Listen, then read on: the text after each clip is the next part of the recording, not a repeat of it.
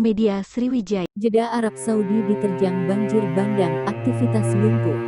Kota Jeddah Arab Saudi diterjang banjir bandang pada Kamis tanggal 24 November tahun 2022 waktu setempat. Dikabarkan, sedikitnya 2 orang tewas akibat banjir bandang di kota Jeddah yang masuk dalam wilayah Mekah Arab Saudi tersebut.